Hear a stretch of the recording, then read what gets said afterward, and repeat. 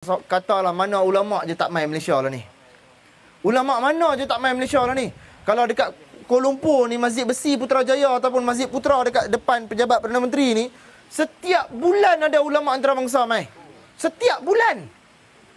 Kan? Daripada pengurusi Kesatuan Ulama' Islam Sedunia, daripada Pakistan punya ulama', daripada India punya ulama', daripada Morocco, Maghribi punya ulama', daripada Tunisia punya ulama', daripada Mak Saleh, yang Muslim lah, Islam Mak Saleh punya ulama'.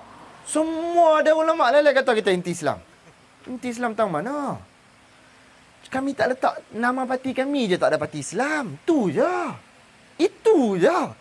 Bukanlah kata dengan tak letak nama Islam dekat parti kami, maknanya kami bukan Islam.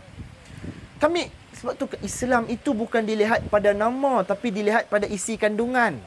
Sebagaimana kita makan durian, kita tak tengok kulit durian, kita tengok isi durian.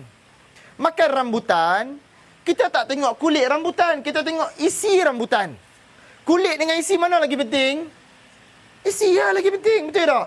Kita nak isi tu hak Islam tu. Kulit tak Islam ke apa? Kan itu.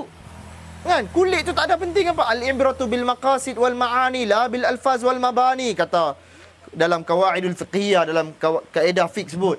Sesuatu itu dilihat pada isi kandungannya, bukan pada luarannya.